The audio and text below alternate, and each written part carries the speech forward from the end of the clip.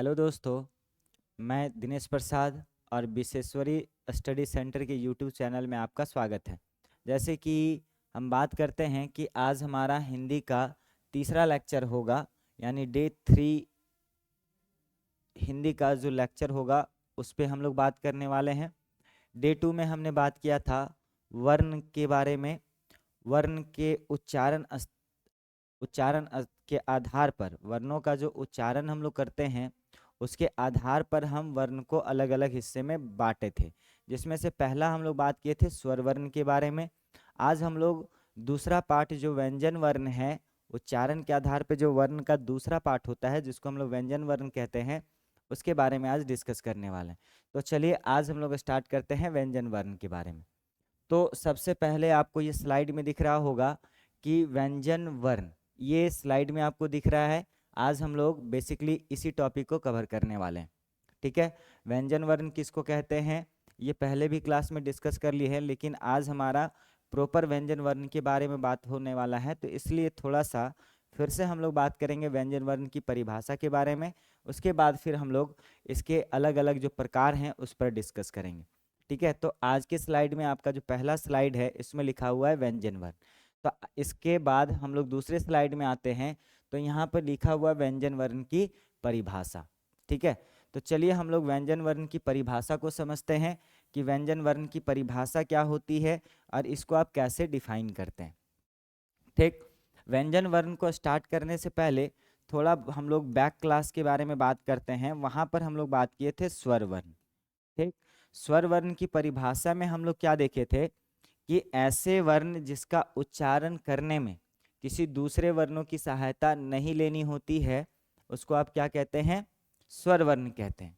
ठीक है, जिस वर्ण के उच्चारण में दूसरे वर्ण की सहायता नहीं लेनी होगी वैसे वर्णों को आप क्या कहेंगे, स्वर वर्ण कहेंगे। ठीक, तो व्यंजन वर्ण इसी के जस्ट अपोजिट वाले डेफिनेशन को हम लोगों को बोलना है, यानी कि जिस वर्ण के उच्चारण में स्वर वर्ण की सहायता लेनी पड़ती है। मतलब जब आप व्यंजन वर्ण को बोलेंगे तो वहां पे स्वर वर्ण की सहायता लेनी होगी। ठीक है, तो सबसे पहले हम डेफिनेशन पे बात करते हैं कि इसका डेफिनेशन क्या होगा। तो डेफिनेशन में अगर हम बात करें कि वैसे वर्ण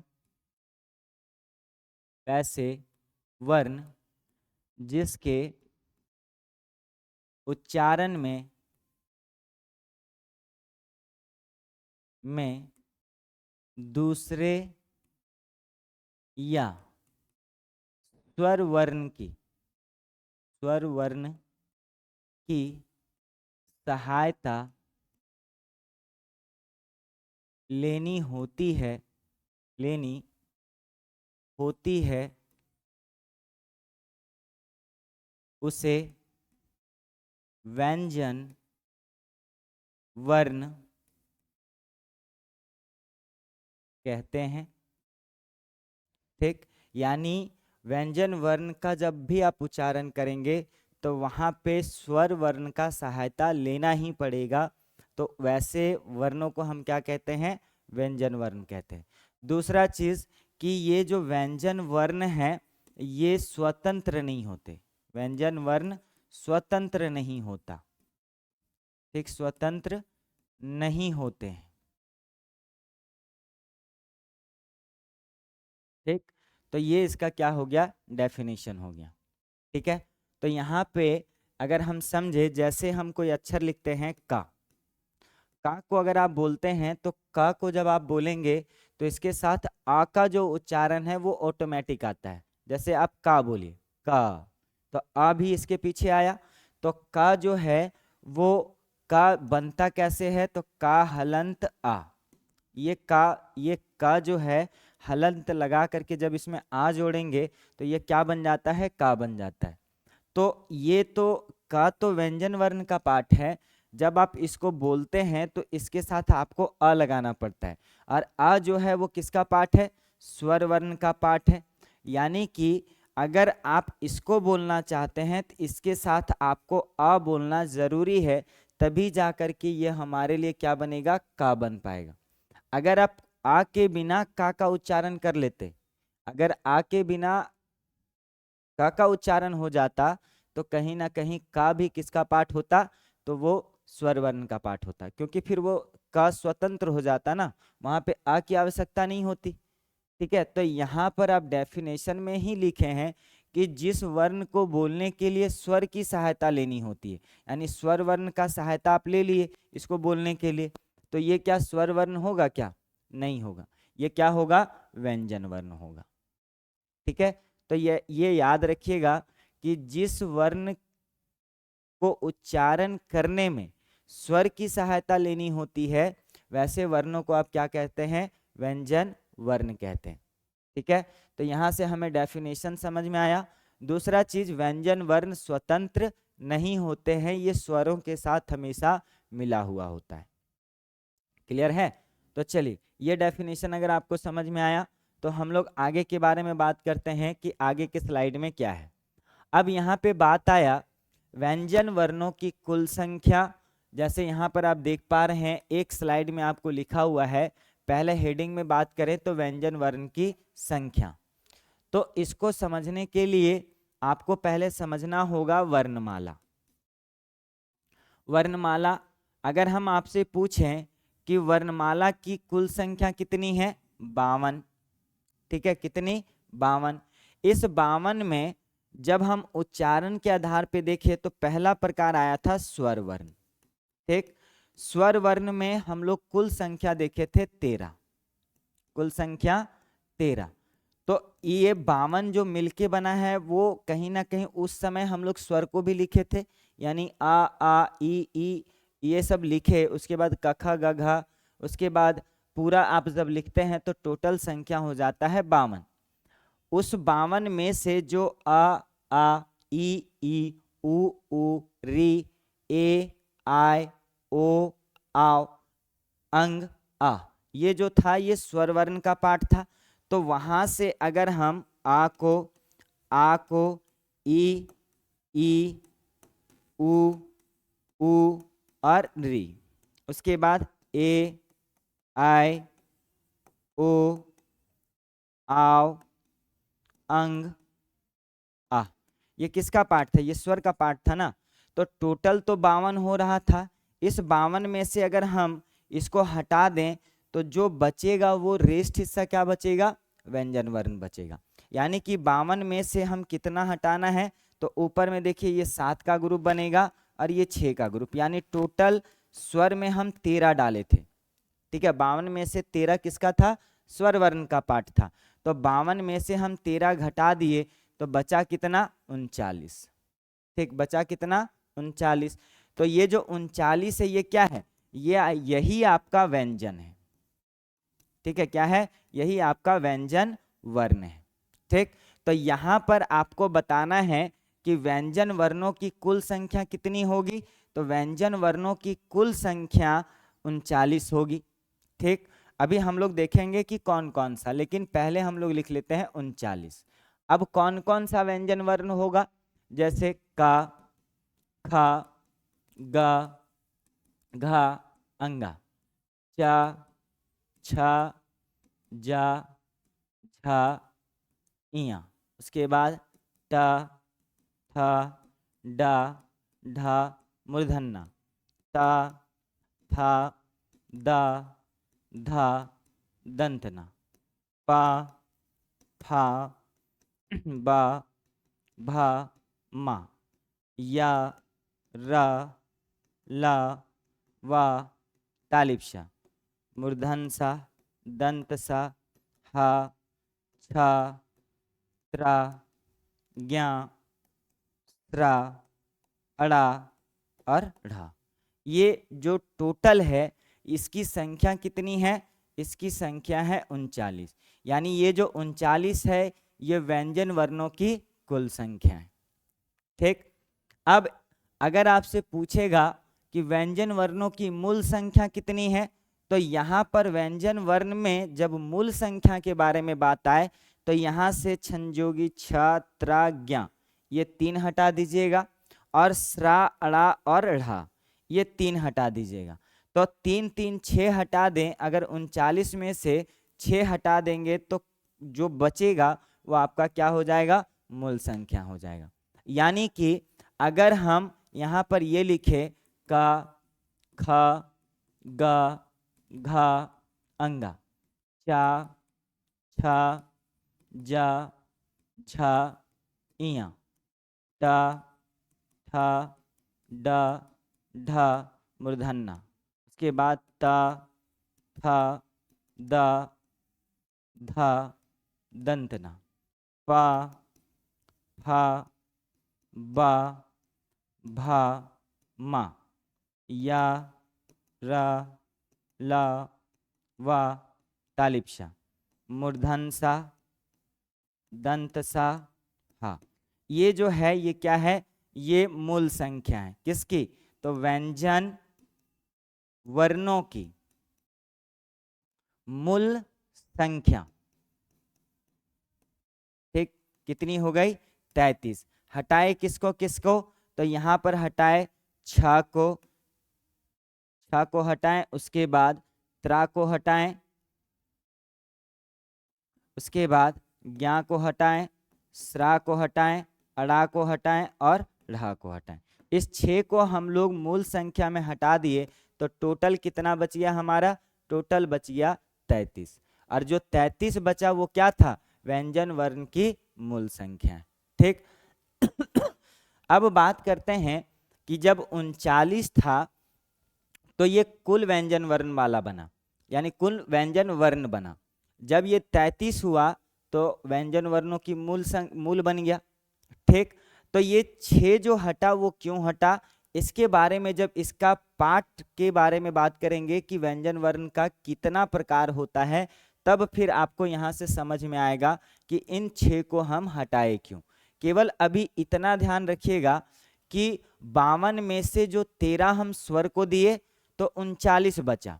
39 जो है वो कुल व्यंजन वर्णों की संख्या है। ठीक, उस 39 में छ, त्र, ज्ञा, स्रा, अड़ा और ढ़ा इसको हटा दिए, ये 6 को हम हटाएं तो फिर 33 बचा। ये 33 क्या था, ये व्यंजन वर्ण की मूल संख्या है। ठीक है, इसको क्यों हटाएं, क्यों नहीं इसको मूल व्यंजन वर्ण में रखें, ये सब आपको आगे के इसके प्रकार में पता चलेगा। तो चलिए हम लोग यहाँ से आपसे क्वेश्चन जो पूछा जाता है कि कुल व्यंजन वर्ण की संख्या कितनी है और मूल व्यंजन वर्ण की संख्या कितनी है, तो आपको ये याद रखना है कि कुल में 39 होता है, मूल में 33 होता है। ठीक है, तो यहाँ तक आपका क्लियर हुआ। अब चलिए हम बात करेंगे व्यंजन वर्णों के प्रकार के बारे में कि व्यंजन वर्ण को आप कितने हिस्से में बांटते हैं। ठीक है, तो ये व्यंजन वर्ण जो आप बांटे हैं या व्यंजन वर्ण जो कह रहे हैं, ये किसके आधार पर बटा था, उच्चारण के आधार पर, उच्चारण के आधार पर। ठीक, उच्चारण के आधार पर जब आप बांटे थे तो पहला हिस्सा कौन सा आया था, स्वर वर्ण आया था। ठीक, और दूसरा हिस्सा क्या आया था, व्यंजन वर्ण। तो कल हम लोग स्वर वर्ण के बारे में डिटेल बात किए थे, आज हम लोग बात कर रहे हैं व्यंजन वर्ण। तो ये व्यंजन वर्ण जो डिवीजन हुआ है वो किस आधार पर डिवीजन किए आप, उच्चारण के आधार पे ना। ठीक है, तो उच्चारण के आधार पर जो वर्ण का दूसरा प्रकार है वो है व्यंजन वर्ण। और व्यंजन वर्ण को जब आप अलग अलग हिस्से में बांटते हैं तो व्यंजन वर्ण 5 हिस्से में बटेगा। ठीक है, पहला हिस्सा कौन सा, स्पर्शी व्यंजन। स्पर्शी मतलब जब आप कुछ व्यंजन वर्ण को बोलेंगे तो वो मुख का कोई हिस्सा टच करेगा। ठीक, और जब वो मुख का कोई हिस्सा टच होता है तो उसी को कहते हैं स्पर्शी व्यंजन। ठीक, उसके बाद दूसरा आया अंतस्थ व्यंजन। अंतस्थ मतलब होता है अंदर, अंतस्थ मतलब अंदर, यानी कि जो 39 आप जो देख रहे हैं उस 39 में हम बात करेंगे पहले 33 का। उस 33 में कुछ ऐसे व्यंजन वर्ण होंगे जिसको उच्चारण करने पर हवा जो है अंदर की ओर जाता है। ठीक है, हवा अंदर की ओर जाता है तो उसी को कहते हैं अंतस्थ व्यंजन। फिर बात करेंगे उष्म व्यंजन। उष्म व्यंजन मतलब इसमें जब आप वर्णों का उच्चारण करेंगे तो मुख से उष्मा बाहर आएगा। ठीक है, क्या थोड़ा गर्म हवा आएगा तो वो क्या कहलाएगा, उष्म व्यंजन कहलाएगा। संयुक्त व्यंजन मतलब संयुक्त, संयुक्त मतलब जुड़ना, किसका जुड़ना, व्यंजन वर्णों को जुड़ना, यानी जब दो या दो से अधिक व्यंजन वर्ण आपस में मिल करके कोई नए वर्ण का निर्माण करेंगे तो वो कौन सा वर्ण होगा? संयुक्त व्यंजन वर्ण होगा। ठीक, उसके बाद बात करते हैं द्विगुण व्यंजन। द्विगुण मतलब जिसमें दो गुण होगा, किसका? व्यंजन का। तो वैसे वर्ण जिसमें दो व्यंजनों का गुण पाया जाता है उसको आप क्या कहते हैं? द्विगुण व्यंजन कहते हैं। देखिए, हम यहां से आपको वो डेफिनेशन बताएं जो ना आप चलते फिरते याद कर सकते हैं। ठीक, फिर अभी जब एक एक के बारे में बात करेंगे तो फिर हम लोग इसका डेफिनेशन को थोड़ा डिटेल से समझेंगे और ये भी समझेंगे कि क्या वो स्पर्शी व्यंजन या अंतस्थ व्यंजन है कि नहीं है, हवा अंदर जा रहा है कि नहीं जा रहा है, उष्मा बाहर आ रहा है कि नहीं जा रहा है। इन सभी चीजों पे हम डिस्कस करेंगे, तब जाकर के ये हमारा कंप्लीट होगा। ठीक है, तो चलिए हम लोग यहाँ तक बात किए व्यंजन वर्ण के प्रकार के बारे में। तो व्यंजन वर्ण के कितने प्रकार? तो पहला जो प्रकार है वो आपका होगा कौन सा? तो पहला प्रकार आपको दिख रहा है स्पर्शी व्यंजन। दूसरा प्रकार जो होगा वो अंतस्थ व्यंजन। तीसरा प्रकार जो होगा वो उष्म व्यंजन। चौथा प्रकार होगा संयुक्त व्यंजन और पांचवा प्रकार होगा द्विगुण व्यंजन। क्लियर है? अब चलिए हम लोग बात करते हैं एक एक के बारे में कि स्पर्शी व्यंजन किसको कहते हैं और इसकी कुल संख्या कितनी होती है या किसको किसको इसमें हम लोग रखते हैं। ठीक है, तो सबसे पहले हम बात करते हैं स्पर्शी व्यंजन के परिभाषा के बारे में। तो यहाँ पर एक शब्द लिखा हुआ स्पर्श। स्पर्श मतलब क्या होता है? छूना। स्पर्श मतलब क्या होता है? छूना। तो यहाँ पर आप क्या छुएंगे? तो जब आप व्यंजन वर्णों का उच्चारण करते हैं, जब आप व्यंजन वर्णों का उच्चारण करते हैं तो मुख का कोई हिस्सा टच होता हो या छूता हो तो उसी को हम लोग क्या कहते हैं? स्पर्शी व्यंजन कहते हैं। जैसे हम इसका पहले डेफिनेशन समझते हैं। जिस व्यंजन वर्ण के उच्चारण से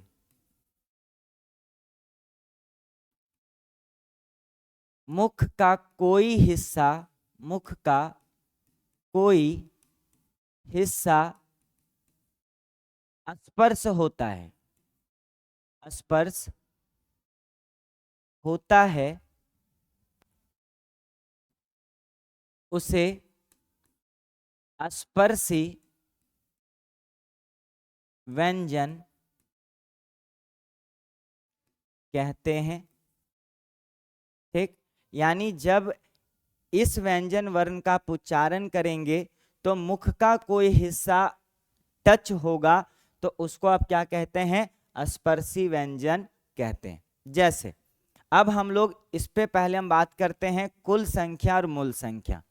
अब इसमें आप रखेंगे किसको? पहले उसको देखते हैं, उसके बाद हम बात करेंगे किसकी कुल संख्या कितनी है। जैसे व्यंजन वर्ण में आप पहले रखेंगे का, ख, ग, घ, अंगा, च, छ, ज, झ, इया, ट, ठ, ड, ढ, मूर्धन्य, त, थ, द, ध, न। उसके बाद प, फ, ब, भ, म। इसको रखना है आपको किसमें? स्पर्शी व्यंजन में। ठीक, अगर ये स्पर्शी व्यंजन का हिस्से में आता है तो ये बताइए कि इसकी टोटल संख्या कितनी हो गई? हम लोग टोटल व्यंजन वर्ण 39 देखे। 39 को हमको इस 5 हिस्से में डिवाइड करना है। जैसे स्वर वर्ण में हम लोग टोटल संख्या 13 देखे थे ना, उसके बाद मूल संख्या कितना देखे थे? 11। उस 11 को हम लोग क्या किए थे? उस 11 को हम लोग ह्रस्व स्वर, दीर्घ स्वर, संयुक्त स्वर में डिवीजन किए थे। उसी तरह जो आप रेस्ट हिस्सा बचा 39 का, इसको आपको स्पर्शी व्यंजन, ठीक, उसके बाद अंतस्थ व्यंजन, उसके बाद आपको संयुक्त व्यंजन, द्विगुण व्यंजन और उसके बाद आपका होगा उष्म व्यंजन। इसमें क्या करना है? डिवीजन करना है। ये जो 5 हिस्सा पहले देखे उसमें से 39 को आपको क्या करना है? डिवीजन करना है। जिसमें से हम 25 किसको दे दिए? 25 यानी कि यहाँ पे देखिए ये 5 का ग्रुप बना, ये 5 का ग्रुप बना, ये 5 का ग्रुप बना, ये भी आपका 5 का ग्रुप है और ये भी आपका 5 का ग्रुप है। इसको हम लोग किस में रखते हैं? स्पर्शी व्यंजन में रखते हैं। ठीक है, तो ये 5-5 का ग्रुप बना तो कितना हो गया? 25 हो गया। यानी कि स्पर्शी व्यंजन की कुल संख्या कितनी हो गई? 25 हो गई। ठीक, अब सवाल ये आया कि डेफिनेशन में हम लोग ये लिखे हैं कि जिस व्यंजन वर्ण के उच्चारण से मुख का कोई ना कोई हिस्सा स्पर्श होता है उसी को आप कहते हैं स्पर्शी व्यंजन। ठीक, तो यहाँ पे ये बताइए कि इसको जब आप उच्चारण कर रहे हैं तो कहाँ कहाँ मुख का हिस्सा टच हो रहा है? तो आप इसको बोल के भी स्पर्श कर सकते हैं। जैसे क ख अगर हम बात करें तो आप बोलिए क ख ग घ अंगा।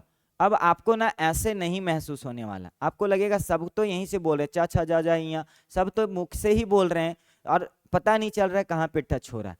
इसके लिए ना आपको स्पर्श करना पड़ेगा अपने मुख के हिस्से को, यानी कि जहां जहां पे टच हो रहा है हाथ को वहां पे लगाइए। जैसे काखा बोलिए, अब काखा बोलते समय आपको देखना है कि ज्यादा जोर कहाँ पड़ रहा है, वहां पे हाथ लगाइए। तो आप जब काखा बोलेंगे तो क ख ग घ अंगा, यहाँ पर सबसे ज्यादा भार लग रहा है और ये वाला हिस्सा क्या है? कंठ का हिस्सा है। यानी कि जो आप क ख ग घ अंगा बोल रहे हैं ये कंठ से बोला जाता है। ठीक, उसी तरह च छ ज झ इया बोलेंगे तो जीभ जो है ऊपर वाले हिस्से पर मारता है, इसको बोलते हैं हम लोग तालु। क्या बोलते हैं? तालु। ठीक, जिस तरह आप क ख ग घ अंगा को कंठ से बोले उसी तरह च छ ज झ इया कहाँ से बोल रहे हैं? तालु से बोल रहे हैं। अब आया ट ठ के बारे में, तो ट ठ जब बोलते हैं तो देखिए जीभ जो है मुड़ता है और पीछे में जाके टच होता है, उसको बोलते हैं मूर्धा। क्या कहते हैं? मूर्धा। क्या कहते हैं? मूर्धा। ठीक, तो आपसे पूछ लेगा ट ठ ड ढ न जो है कहाँ से बोला जाता है, या तो आपसे ये भी पूछ सकता है कि जो क ख ग घ अंगा लिखें इसको क ख गंगा अंगा ना लिख करके इसको डायरेक्ट बोल सकता है कवर्ग। कवर्ग कहाँ से बोला जाता है? कंठ से। चवर्ग कहाँ से बोला जाता है? तालु से। टवर्ग कहाँ से बोला जाता है? मूर्धा से। उसके बाद आया त थ द ध न के बारे में। ये जो है ये आप जब त थ बोलेंगे तो देखिए दांत के निचले वाले हिस्से में मारेगा, ऊपर वाला दांत। त थ द ध न, देखिए ऊपर मार रहे हैं ना, तो ऊपर मार रहे हैं तो ये कहलाता है दंत वाला हिस्सा। दांत में आप इसको मार रहे थे तो ये कहां से बोला जाएगा? दंत से। अब ये जो पा फा बा भा है, ये देखिए पा फा बा भा मा, कहां से बोले? होठ जो है वो होठ को मार रहा है, यानी यहाँ पे होठ का काम ज्यादा है। इसका मतलब कि ये जो पा फा बा भा मा है ये कहां से बोला जा रहा है? ओष्ठ से बोला जा रहा है। ठीक है, तो हम क्या बोले कि मुख का कोई हिस्सा टच होना चाहिए, तो मुख का हिस्सा कोई ना कोई टच हुआ है और मुख का हिस्सा टच हुआ तो ये क्या हो गया हमारे लिए? स्पर्शी व्यंजन हो गया। तो स्पर्शी व्यंजन की कुल संख्या कितनी? 25। यहां से ये भी पता चला कि कौन कौन सा व्यंजन वर्ण को आप कहां से बोलते हैं। ठीक है, अब यहाँ पे हम मूल संख्या में जब जाएंगे तो मूल संख्या में हो जाता है इसकी संख्या 16, यानी कि कुल संख्या में 25 लिखें, मूल संख्या में कितना लिखें? 16। मतलब यहां से आपको 9 को हटाना पड़ेगा, 25 में से 16 बनाना है, 25 को 16 बनाना है तो 9 को हटाइएगा तब ना 16 आएगा। ठीक, तो यहां पर आपको ये देखना है कि इस 25 में किसको किसको हटाएं कि हमारी मूल संख्या कितनी हो जाए? 16 हो जाए। ठीक, अब इसको ना थोड़ा सा अस्थिर होकर के पढ़िएगा। जैसे क ख ग घ अंगा। अब अंगा जब बोलते हैं तो देखिए वहां पे नाक से हवा निकल रहा है क्या? अंगा, यहां देखिएगा नाक से हवा आपका निकलता है। ठीक, तो यहाँ पे ये जो पांचवा अक्षर है अंगा, उसी तरह जो पांचवा अक्षर है चवर्ग का इया, यानी अंगा इया मूर्धन्य न म, ये आप कंठ से तो बोल रहे हैं लेकिन यहाँ पे सर्वाधिक बल नाक पर पड़ रहा है। ठीक है, तो ये जो हिस्सा है ये पांचवा अक्षर, हर वर्णमाला का जो पांचवा वर्ग होगा वो नासिक से बोला जाता है। जब नासिक से बोला जाएगा तो नासिक क्या मुख का हिस्सा है? नहीं ना। तो जब मुख का हिस्सा नहीं है तो इस 25 में से हम 5 पहले हटा दें तो फिर हमारे लिए कितना हो गया? 20 हो गया। अभी भी हमारे लिए 4 और बच रहा है, तो 4 किसको लाएंगे? तो त थ द ध, ये जो 4 का ग्रुप है ये दंत का पाठ में नहीं आता है। ठीक है, तो जब आप स्पर्शी व्यंजन का मूल संख्या के बारे में बात करेंगे तो पहले तो आप हर व्यंजन वर्ण का, यानी जो कवर्ग होगा उसका 5वां अक्षर, चवर्ग होगा उसका 5वां अक्षर, टवर्ग होगा उसका 5वां अक्षर, तवर्ग होगा उसका 5वां अक्षर और पवर्ग होगा उसका 5वां अक्षर को हटा देना है, क्योंकि यहाँ पे इन अक्षरों को नासिक से बोलते हैं। ठीक, इसके बाद किसको हटाना है? त थ द ध को। तो यहां से आप 5 हटाएं तो 5 घटा दिए 20 हो गया।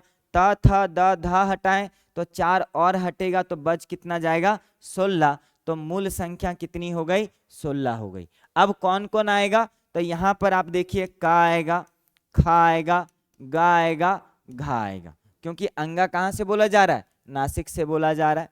अब यहां पर आएगा चा, छ, जा, झा, फिर 5वां अक्षर नहीं लिखेंगे, फिर आएगा ट, ठ, ड, ढ, उसके बाद तथा तो हम रखे ही नहीं। ठीक, तो कौन सा आएगा? प, फ, ब और भा। ये 16 जो है ये किसका मूल संख्या है? स्पर्शी व्यंजन का मूल संख्या है। क्लियर है? तो ये चीज याद रखिएगा। ये जो 5वां अक्षर बचा कौन कौन सा? अंगा बचा, इया बचा, उसके बाद मूर्धन्ना बचा, दंतना बचा और माँ बचा। ये जो हिस्सा है ये मुख से ना बोल करके कहां से बोला जा रहा है? नासिक से बोला जा रहा है। ठीक है, तो यहां पर जब आपसे ये पूछे कि क ख ग घ कहां से बोलेंगे? कंठ से। अंगा कहां से बोलेंगे? नासिक से बोलेंगे। ठीक, जब आपसे ये पूछते कि कवर्ग कहां से बोला जाता है तो आप बताइएगा कि यह कंठ से बोला जाता है, क्योंकि कवर्ग में अंगा भी तो है। जब स्पेशली अंगा के लिए अगर आपसे क्वेश्चन पूछा जाए तो आप डायरेक्ट बोल दीजिएगा अंगा बोला जाता है नासिक से। इया कहां से बोला जाएगा? नासिक से। मूर्धन्य कहां से बोला जाएगा? नासिक से। दंतना कहां से बोला जाएगा? नासिक से। माँ कहां से बोला जाएगा? नासिक से। लेकिन वही पाफा तो बोलिएगा ओष्ठ से। ठीक, वही चाछा तो तालु से, टठा मूर्धा से, काखा कंठ से। तो यहां पर अब जब अक्षरों के बारे में बात करते हैं तो ये 4 चला जाएगा कंठ, अंगा चला जाएगा नासिक, च छ जा झा चला जाएगा तालु, इया चला जाएगा नासिक, ट ठ डा ढा चला जाएगा कहाँ? मूर्धा, और ना चला जाएगा कहाँ? नासिक। त थ द ध कहाँ चला जाएगा? दंत, लेकिन ना जब बात करेंगे तो चला जाएगा नासिक। पाफा बाभा बात करेंगे ओष्ठ, माँ कहाँ चला जाएगा? नासिक। ठीक, तो यहाँ पर आपको ये समझ में आया होगा कि कुल संख्या और मूल संख्या को हम कैसे हटाते हैं और कैसे इसको समझते हैं। ठीक है, तो चलिए ये वाला हिस्सा हमारा कंप्लीट हुआ। अब दूसरा व्यंजन वर्ण के प्रकार को समझते हैं। इसमें हम लिखे हैं अंतस्थ व्यंजन, यानी कि अंतस्थ व्यंजन कहते किसको हैं? अंतस्थ मतलब क्या होता है? अंदर की ओर।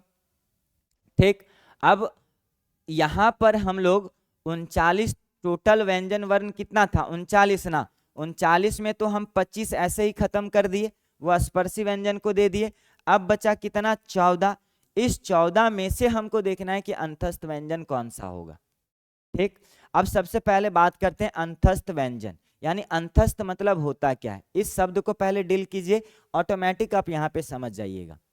अंतस्थ मतलब होता है अंदर की ओर, यानी जो 14 आपका बचा हुआ था व्यंजन वर्ण का हिस्सा, उसमें से कौन ऐसा व्यंजन वर्ण है जिसको बोलने से हवा अंदर की ओर प्रवेश करता है? ठीक है, वही क्या होगा? अंतस्थ व्यंजन। अब हम डेफिनेशन के बारे में बात करते हैं। डेफिनेशन लिखते हैं, यानी जिस व्यंजन वर्ण के उच्चारण से, जिस व्यंजन वर्ण के उच्चारण से श्वास अंदर की ओर और प्रवेश करती है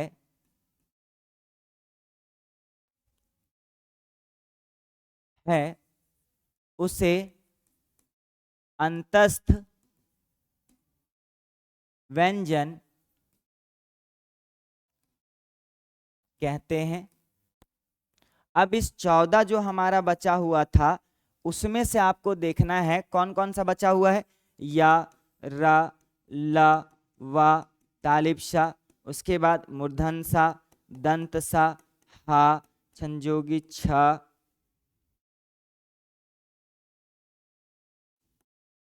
उसके बाद त्रा, उसके बाद ज्ञा, उसके बाद आपका आता है स्रा, अड़ा और ढ़ा। यही आपका बचा है। इस 14 में हमको ये देखना है कि किसको बोलने से हवा अंदर की ओर आता है। तो यहां पर देखिए या, रा, ला, वा, जब इसको आप उच्चारण करेंगे तो लगेगा कि सांस जो है कम हो रहा है। जैसे बोल के देखिए या, रा, ला, वा, आपको लगा ना। तो यहां पर हवा क्या हो रहा है, अंदर की ओर जा रहा है। ठीक है, तो या, रा, ला, वा, लेकिन तालिब शाह बोलिएगा तो लगेगा हवा बाहर की ओर चला गया।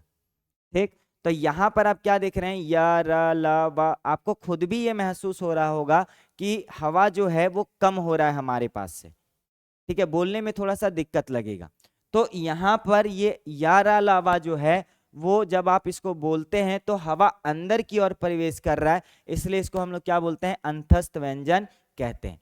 अगला यहां से आपसे सवाल पूछा जाता है अंतस्थ व्यंजन की संख्या कितनी। अंतस्थ व्यंजन की संख्या कितनी हुई, 4 हुई। क्यों, या, रा, ला, वा तक ही लिखे हैं। कौन कौन सा बताना है, या, रा, ला, वा। ठीक है, ये क्या हो गया, अंतस्थ व्यंजन हो गया। अब देखिए 25 तो हम लोग स्पर्शी को दे दिए थे। अब दूसरा अंतस्थ को कितना दे दिए, 29। अब बचा कितना, तो तालिब शाह, मूर्धन्य, दंत सा, हा, छंजोगी छा, त्रा, ज्ञा, स्रा, अड़ा और ढा। ये अब हमारे पास बचा है। इसको अब हमको विभाजित करना है अगले पार्ट में। ठीक है, तो चलिए ये आपको समझ में आया। अब आगे स्लाइड में बात करते हैं कि अगला प्रकार कौन सा है। अगला है उष्म व्यंजन, यानी इसमें क्या है, मुख से उष्मा निकलना चाहिए। मुख से क्या निकलना चाहिए, गर्म हवा निकलेगा, तो यही हो जाएगा आपका उष्म व्यंजन। ठीक, तो यहां पर आप देखिए कि कौन कौन से व्यंजन वर्ण को बोलने से मुख से हवा ज्यादा निकलेगा और गर्म वाला हवा।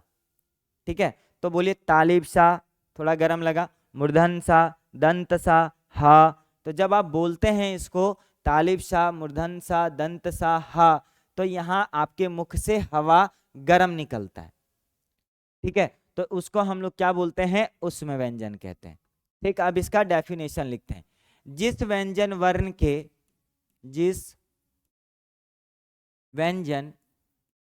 वर्ण के उच्चारण से मुख से हवा बाहर की ओर उत्सर्जित होती है,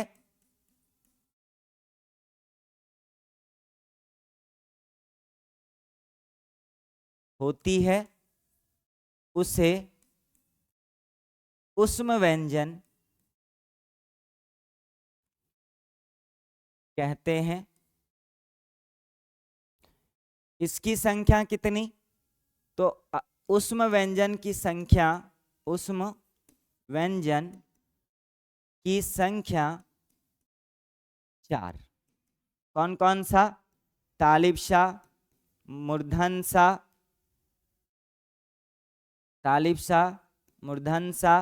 दंत सा और हा। ठीक है, ये क्या हो गया, इसको जब आप बोलेंगे तो हवा बाहर की ओर उत्सर्जित होगी और गर्म हवा आपको महसूस होगा। ठीक है, तो उसी को हम लोग क्या बोलते हैं, उष्म व्यंजन कहते हैं। उष्म व्यंजन की संख्या कितनी, 4। कौन कौन सा, तालिब सा, मूर्धन सा, दंत सा और हा। ठीक है, चलिए अब अगले पार्ट में देखते हैं कि अगले स्लाइड में क्या देखना है। अगले स्लाइड में देखना है संयुक्त व्यंजन, यानी संयुक्त मतलब जुड़ा हुआ।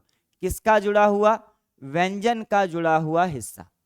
ठीक, तो यहां पर आप बोलेंगे 2 या 2 से अधिक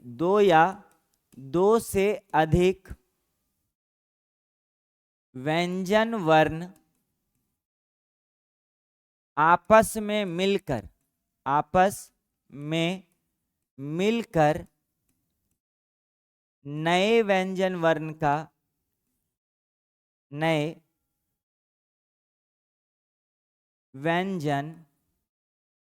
का निर्माण करते हैं,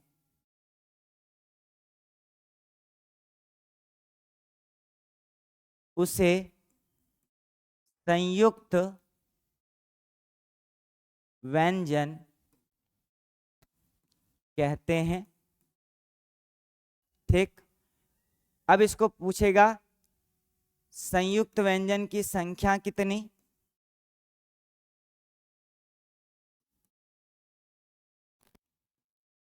तो यहां पर भी आपको बताना है 4। कौन कौन सा? तो पहला आएगा छ, त्र, ज्ञ, स्र। अब ये जो 4 देख रहे हैं आप, छ, त्र, ज्ञ और स्र, ये 2 व्यंजन वर्णों के मिलने से बना है। कैसे? तो छ जो है छ जो है वो कैसे बना है? का, हलंत, सा। ठीक, क्या बना? छ बना। त्र कैसे बनेगा? ता, हलंत, रा। ठीक, तो का भी कहीं ना कहीं, का जो था वो क्या था? व्यंजन वर्ण का पार्ट था ना। और सा भी जो है व्यंजन वर्ण का पार्ट है। ता भी जो है व्यंजन वर्ण का पार्ट है। रा भी क्या है? व्यंजन वर्ण का पार्ट है। तो 2 व्यंजन आपस में मिलकर के नए व्यंजन बना रहे हैं, तो इसी को हम लोग क्या बोलते हैं? संयुक्त व्यंजन कहते हैं। उसी तरह ज्ञा, तो यहां पर जा, हलंत, इया, ये ज्ञा बन गया। स्रा को तालिफ, सा, हलंत, रा, ये क्या बन गया? स्रा बन गया।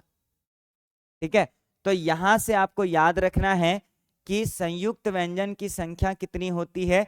4 होती है। छ, त्र, ज्ञ, स्र। छ का निर्माण कैसे? क, हलंत, सा से, मूर्धन सा होगा।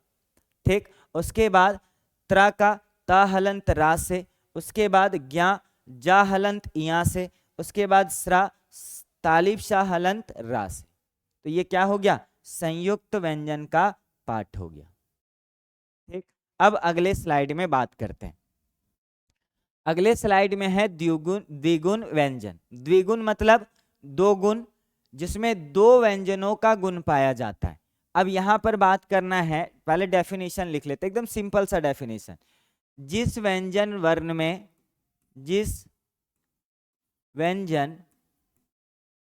में 2 व्यंजनों का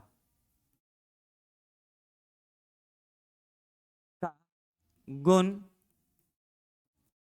पाया जाता है, उसे द्विगुण व्यंजन वर्ण कहते हैं। ठीक, अब इसकी संख्या, तो द्विगुण व्यंजन की अगर संख्या के बारे में बात करें तो इसकी संख्या होती है 2। कौन सा? अड़ा और ढा। ठीक है, तो ये हो गया हमारा व्यंजन वर्ण का जो 5 हिस्सा था, उसके बारे में डिटेल नॉलेज। ठीक, अब हम देखते हैं कि व्यंजन वर्णों की कुल संख्या जब हम बात किए थे तो कुल संख्या था 39। अब ये जो 5 प्रकार था, क्या उसमें 39 टोटल मिला के आ गया क्या? तो पहले यहां पर देखिए, हम अगर बात करें व्यंजन वर्ण का पहला जो प्रकार था उसका नाम था स्पर्शी व्यंजन। स्पर्शी व्यंजन में टोटल संख्या, हम कुल संख्या 25 लिखे थे, तो हम 25 लेके चलेंगे। दूसरा अंतस्थ व्यंजन, इसमें इसकी संख्या 4 थी। ठीक, उसके बाद हम बात करते हैं तो स्पर्शी व्यंजन, उष्म व्यंजन।